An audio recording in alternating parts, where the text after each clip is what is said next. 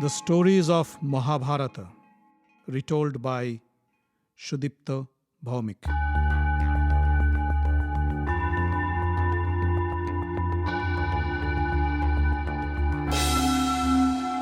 Welcome, dear friends, to another episode of The Stories of Mahabharata. In the last episode, we heard the story of Sikhandi as narrated by Bhisma.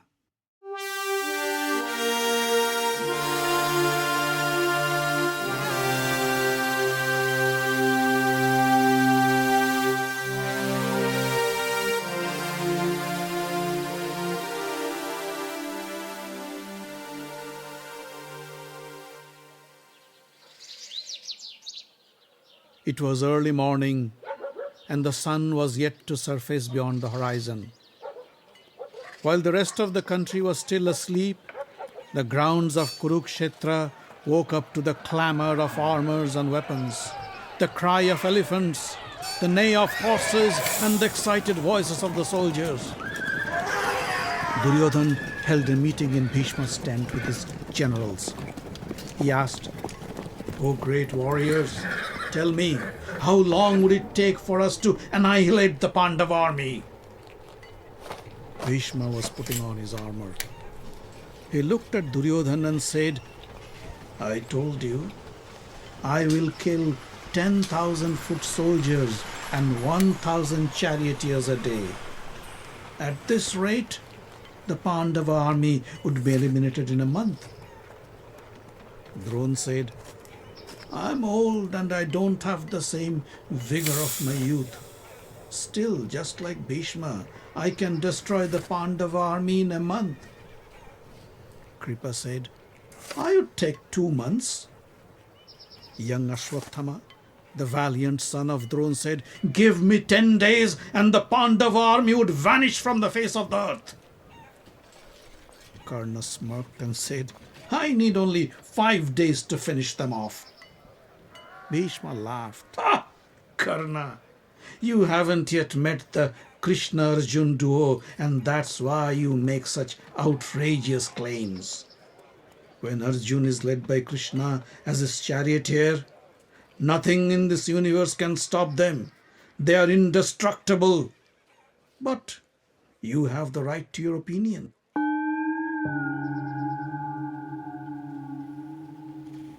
When Yudhistir heard of the Kaurava claims from his spies, he felt uncomfortable. He called his brothers and shared the news. "What do you think? Can the Kauravas really destroy us so quick? Can Ashwatthama kill all our men in 10 days and Karna in 5 days? Bhim laughed. "Ha! These are nothing but empty claims. They want to scare us, and that's why they spoke in the presence of our spies." Arjun, however, didn't take it so lightly. The Kaurava greats have spoken the truth. They do possess the might and skills to destroy our army in the time they claim. However, you shouldn't be concerned. With Krishna's guidance, I can destroy the Kauravas in an instant. Remember, I have the Pasupat weapon from Lord Shiva. But I think it is unfair to use such a powerful weapon on the enemy, for it would annihilate them without giving them a chance to defend themselves. I would fight them using conventional weapons. With help from our allies, I am sure we would prevail over the Kauravas very soon.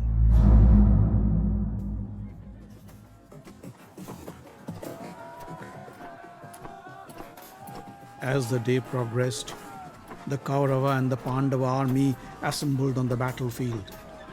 The Pandavas took the western side of the field facing the east, while the Kauravas took the opposite end. The soldiers wore colorful uniforms that distinguished the Kauravas from the Pandavas. Flags and banners marked each general with their armies. The army band played trumpets and drums to motivate the soldiers. The healers and their assistants waited in the flanks with medicine and ointments to take care of the wounded. Men with supplies of weapons to replenish the soldiers stood at strategic points with their stock. The horses, the elephants, the infantry stood in attention and waited for the signal to pounce upon the enemies. Before the battle began, the ministers from the Kauravas and the Pandavas met to decide on the rules of engagement. After a short deliberation, the senior minister stood up and announced the rules. The battle will be fought from dawn to dusk. After sunset, both parties will cease fighting and maintain a cordial relationship as they did before the war. During the battle, a charioteer would fight a charioteer, a horseman another horseman, an elephant another elephant, infantry another infantry. If a man chooses to fight with words, the other party should also use only words to counter and no other weapons. If a soldier leaves his battalion to take shelter or rest, he should not be attacked. One must first let his opponent know his intent to fight, and if the opponent willingly agrees, only then can they engage. One who is reluctant to fight should not be forced to fight. A wounded or helpless unarmed man should not be attacked. Healers, band members, or men who carry supplies should not be attacked either. While the war preparations were in progress, the blind king Dhritarashtra sat alone in his chamber in the palace of Hastinapur. A feeling of remorse engulfed him. He wanted to avoid the war, but Duryodhana wouldn't listen. It would be difficult to defeat the Pandavas, he thought. With Krishna as his charioteer and advisor, Arjun would be indomitable in the battlefield. Arjun has acquired divine weapons from the gods and is well prepared to counter Bhisma, Drona, Karna and the other Kuru generals. He would spare nobody.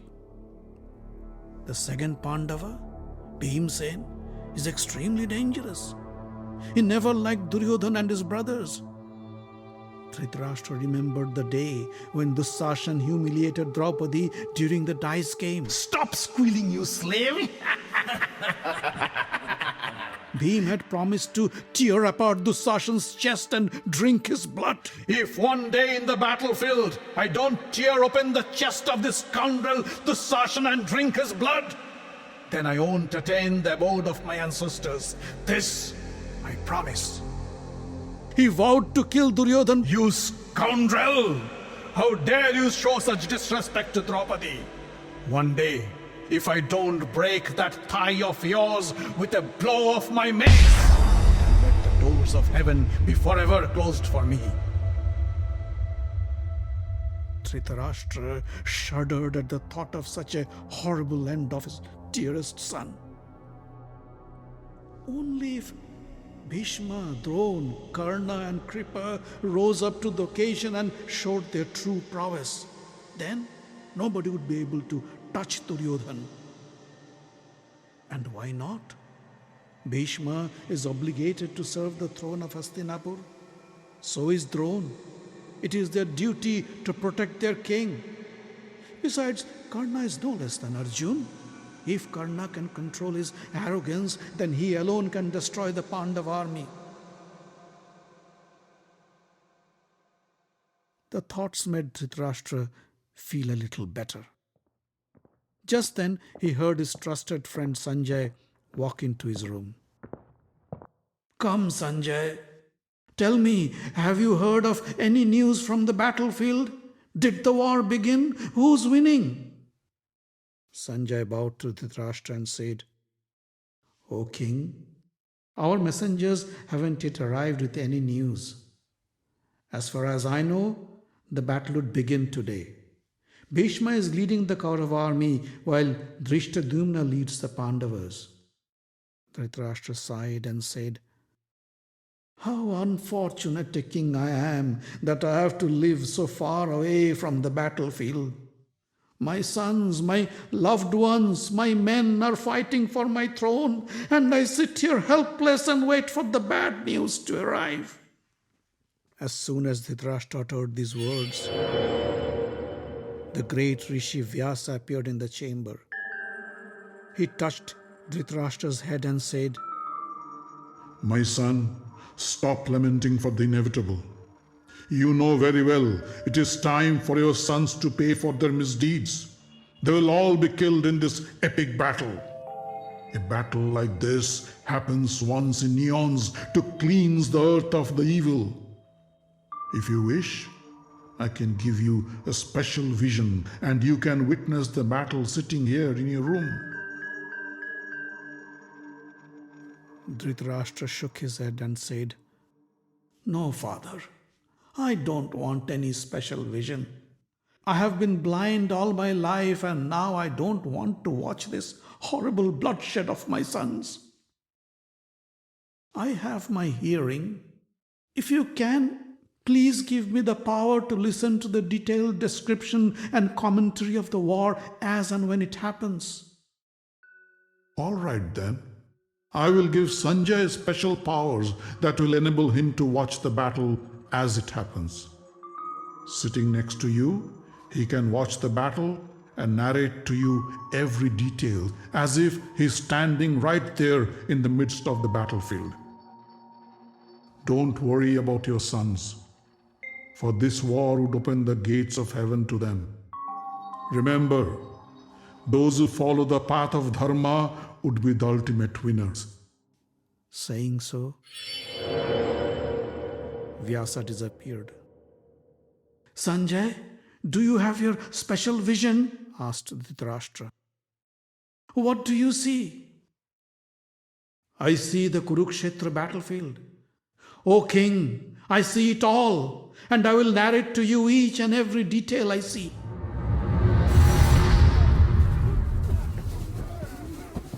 In the Kurukshetra battlefield, wearing a white helmet and a white armor, Bhisma mounted his chariot. He looked around at the kings and generals and said, It is a curse for a Kshatriya to die of old age and sickness. To be killed in a battle is the highest honor a Kshatriya can wish for. Don't be afraid to fight, for this battle would lead you to the heavens. The kings, the generals and the soldiers hailed Bhishma as he led the huge Kaurava army towards the battlefield. Ashwathama, Dronacharya, Bhurisrabha, Duryodhan, Salva, Kripacharya, Jayadratha, Bhagadatta and all the other generals followed Bhishma with their respective armies. With Bhishma's orders, the generals arranged the army in a multifaceted formation with cavalry guarding the sides, the elephant in the center, while the valiant kings in their chariots led the front. The huge army moved slowly in formation and took their position on the battlefield. On the other end, Yudhistir called Arjun and said, Brother, you see the Kaurava formation? War experts advise that if your army is smaller than your enemy, create the needle formation. What do you think we should do? Arjun looked at Yudhisthira and said, Don't worry. I am creating the Vajra formation that Lord Indra taught me. Dhritarashtra helped Arjun create the formation, and soon the Pandava army began to move. Bhim led the formation with his mace in hand.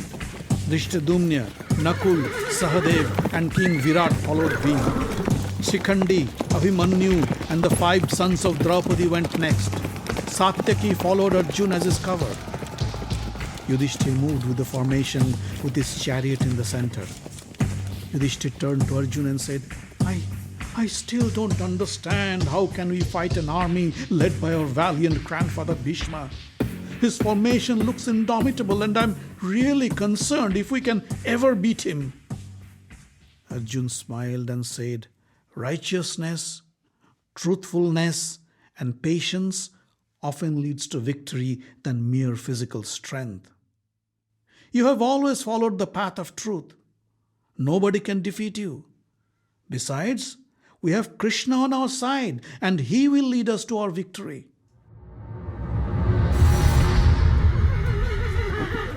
On the Kaurava side, Duryodhana asked his charioteer to take him to Dronacharya. Standing next to Drona, he said, "Sir, look at the huge army of the Pandavas. Your disciple Dhritarashtra built their formation. They have the support of great warriors like Satyaki, Virat, Dhrishtaketu, Chetikan, Abhimanyu, and many others. It won't be easy to defeat them. But we have you, Karna, Kripacharya, your son, Aswathama, and many other gallant warriors fighting for us. I request you to rise up to the occasion and lend your full support to our leader, Bhisma. Fight for the throne of Hastinapur. Fight for King Dhritarashtra." Bhishma blew his conch shell, and the sound reverberated through the battlefield. The army band began to beat their huge drums and blew their trumpets. On the Pandava side, Krishna blew his mighty Panchajanya conch, and Arjun blew his Devadatta conch. Yudhistir and the Pandava warriors blew theirs. The deep and ominous sound from the shells caused shivers in the soldiers waiting to pounce into battle. Arjun looked at Krishna and said, "Krishna, please take me to the center of the battlefield between the two armies. I wish to see whom I'd be fighting." Krishna said, "Are you sure you want to do this?" "Yes, I do. I want to look at the faces of my enemy before I kill them." "So be it," said Krishna. He tugged the reins, and the chariot broke apart from the formation as it slowly rolled towards the Kaurava army.